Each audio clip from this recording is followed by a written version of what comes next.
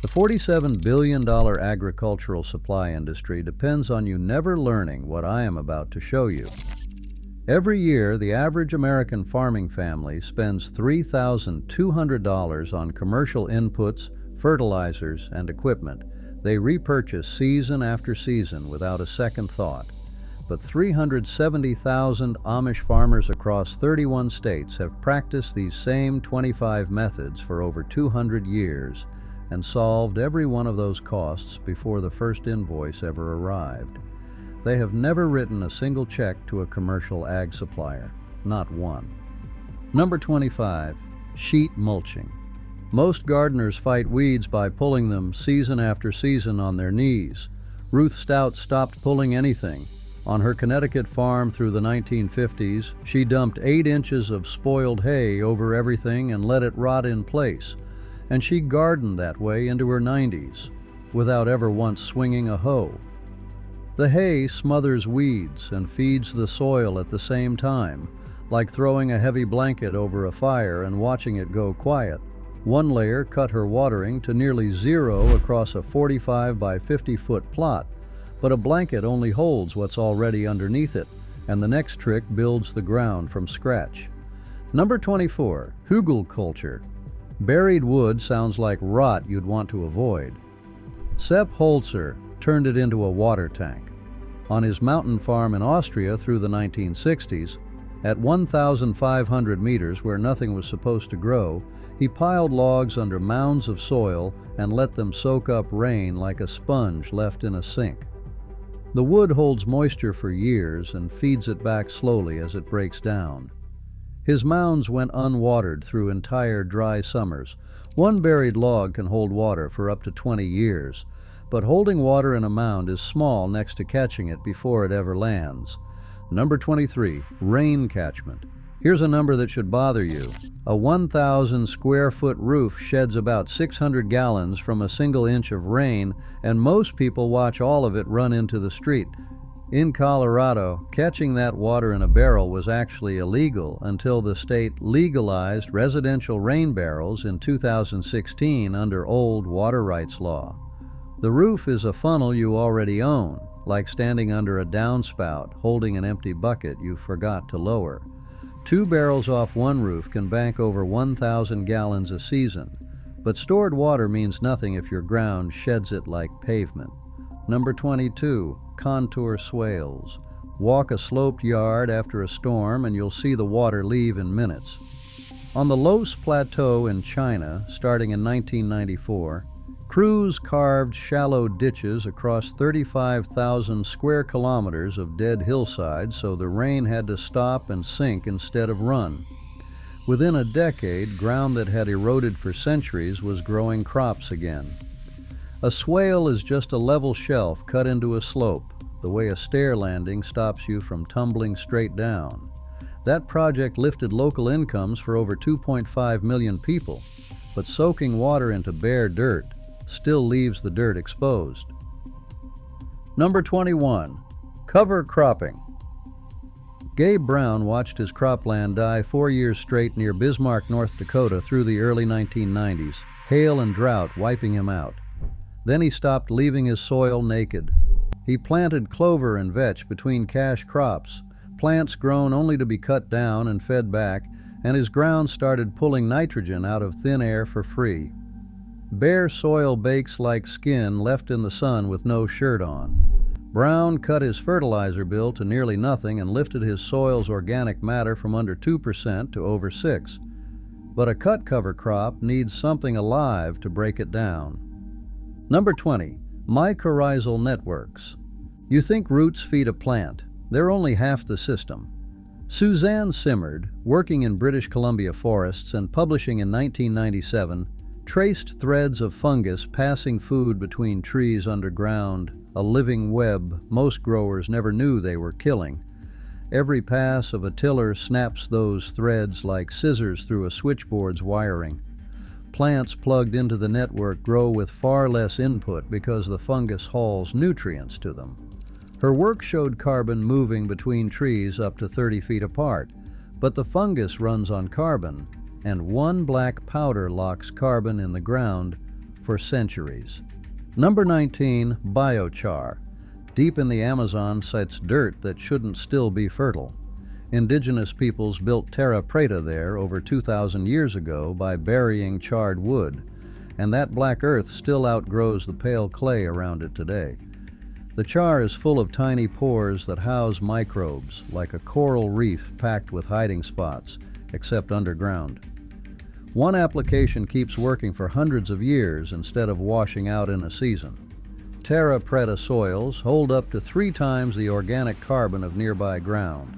But carbon in the soil still needs nitrogen, and certain plants pull it from the air themselves. Number 18, nitrogen fixing.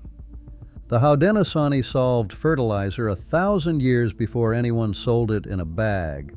Across the Northeast, long before European contact, they grew corn, beans, and squash together, and the beans fed nitrogen straight into the roots of the corn beside them.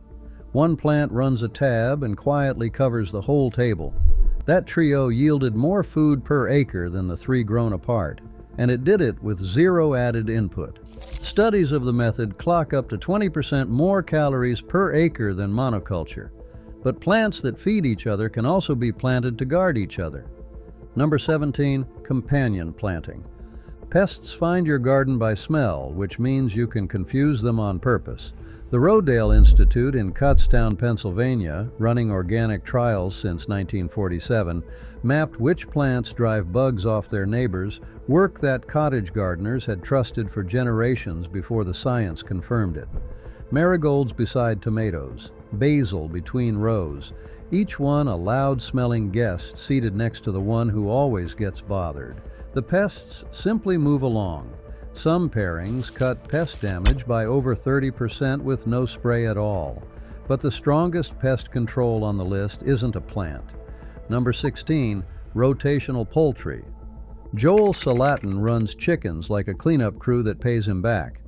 On Polyface Farm in Swope, Virginia, refined since 1961, he moves laying hens across pasture in portable pens days behind his cattle, and the birds eat the fly larvae out of the manure while fertilizing the grass as they go. It's a paid janitor that hands you eggs on the way out. The system clears parasites without a single chemical and runs on a strict 3 to 4 day move schedule. His pasture produces around 400 eggs per acre on top of the beef. But moving animals in rhythm is the same secret that heals whole grasslands. Number 15, holistic grazing. Alan Savory spent his early career certain that fewer animals saved land, and he was wrong, badly. Working out of Zimbabwe and presenting the reversal widely by 2013, he proved that packing grazers tight and moving them fast lets pasture rest and roar back, the opposite of what he'd once believed. Short, hard grazing, then long rest works like mowing one strip and leaving it weeks to recover. Some managed plots doubled their forage. His method has been applied across more than 40 million acres worldwide. But all of this timing runs on a clock the old growers read in the sky. Number 14, Almanac Timing. Planting by the calendar date is guessing. The Old Farmer's Almanac, published continuously since 1792, encoded centuries of local observation about soil temperature and moisture, so growers planted when the ground was actually ready, not when the page said spring. Catching the right window is like catching a wave instead of fighting the tide. The water does the lifting. Seeds sown into properly warmed soil germinate faster and rot less. Correct timing can lift germination rates by 25% or more, but timing means nothing if the cold kills everything you planted. Number 13, unheated winter growing. Elliot Coleman grows spinach through sub-zero January nights and burns nothing to do it. On his farm in Harborside, Maine, proven since the 1990s, he uses unheated hoop houses with a second layer of cover inside, and the trapped sun holds his greens alive at latitudes north of the French Riviera. A parked car in winter sun stays warm with the engine off. Same physics. He harvests fresh crops 12 months a year on zero heating fuel. His winter tunnels stay productive at outside temps below 0 Fahrenheit. but trapped air is one trick, and trapped heat in mass runs the whole season. Number 12. Thermal mass. Stone and water hold the day's heat and hand it back all night. Michael Reynolds started building earthships outside Taos, New Mexico in the 1970s, packing walls with mass that charges in sunlight and releases warmth after dark, so the growing space never crashes when the temperature drops. It works like a hot water bottle the size of a wall, warm long after the heat source is gone. Those buildings hold interior temperatures stable without a furnace. Some maintain a 70-degree range year-round on no fuel, but all this heat is wasted on a garden that only grows flat. Number 11. Vertical growing. A small footprint can out-yield a field if you stop thinking flat. In 1800s Paris, market gardeners packed intensive plots and stacked frames so tightly they fed the whole city off ground inside the walls, growing on roughly 1/6 of the city's land. Going up turns a one-story lot into an apartment block, same address, 10 times the families fed. Those Parisian maraîchers pulled multiple harvests a year off the same square meter. They cropped some beds up to 6 times per season. But stacking in space is nothing next to growing with no soil at all. Number 10. Hydroponics. Roots fed in water grow faster than roots digging through dirt, and the idea is ancient. The Aztecs built chinampas on Lake Xochimilco before 1400, planting beds that floated on the water itself, and those plots still produce on the same lake today. It's the difference between a kid walking to the kitchen and a kid handed the plate. The food just arrives at the root. Chinampa beds fed a city of over 200,000 people. Some produced up to 7 crops a year. But water growing still needs its nutrients from somewhere clean. Number 9. Aquaponics. Fish waste is fertilizer if you build the loop right. Dr. James Rakosi at the University of the Virgin Islands spent from 1980 to 2010 perfecting a system where fish feed the plants and the plants clean the water back for the fish. Nothing bought, nothing dumped. 2 roommates where one's mess is exactly the other's breakfast. His design grew vegetables and tilapia in the same closed circuit on a fraction of normal water use. The system ran on roughly 1.5% of the waterfield farming needs, but one closed loop is a single room in a much larger house. Number 8. Food forests. Robert Hart planted a garden in the 1960s that mostly runs itself. On his small plot in Shropshire, England, he stacked 7 layers of food from canopy fruit down to root crops, mimicking a wild forest so the system fed itself with almost no yearly labor. Set the dominoes once, and they fall in your favor every season without a touch. His forest garden produced food on under 1/10 of an acre with minimal upkeep. It yielded across all 7 layers from a single planting. But even a self-running forest starts with one choice most people skip. Number 7. Perennial Staples. You replant annuals every single year, which is work nobody questions. Researchers at the Land Institute in Salina, Kansas, founded by Wes Jackson in 1976, bred kernza, a grain you plant once and harvest for years off the same roots. An annual is a tenant who moves out every winter. A perennial is the one who finally buys the house. Kernza roots dig over 10 feet down, pulling water annuals can't reach. The plant yields for at least 3 to 5 years from one sowing, but a crop that lives for years still needs to survive the year it's stored. Number 6. Root cellaring. A hole in the ground keeps food fresh with no electricity at all.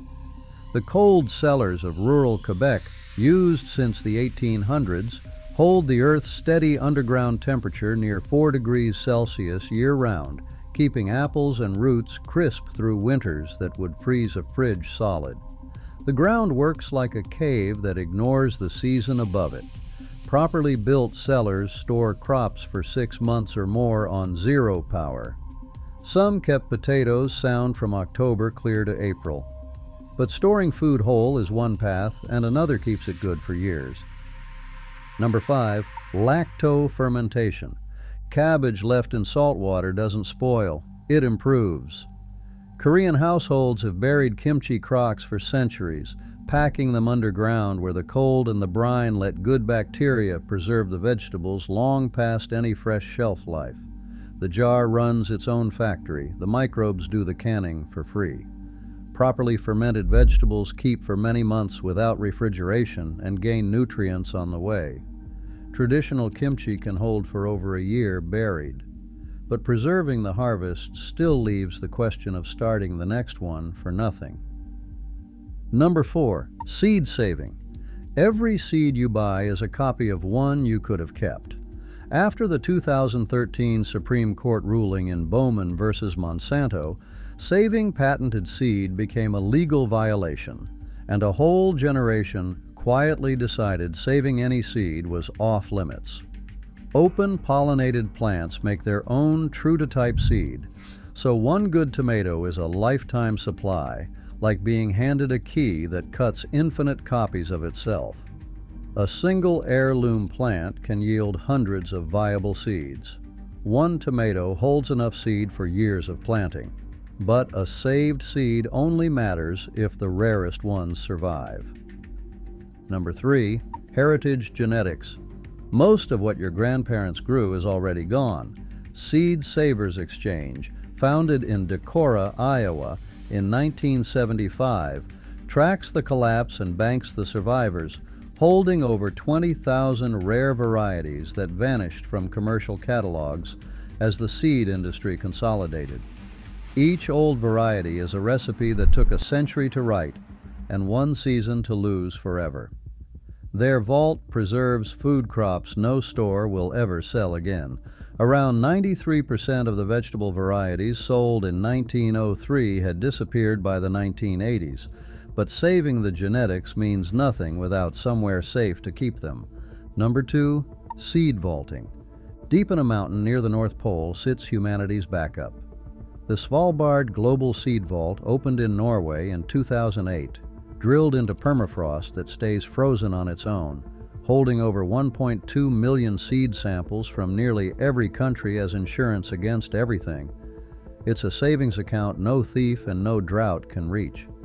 When Syria's national seed bank was destroyed in war, the vault shipped back duplicates to rebuild it, the first withdrawal it ever made.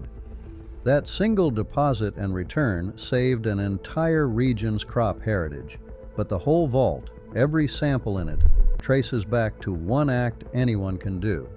Number 1, the single seed. Every method on this list runs on one decision, and it costs nothing.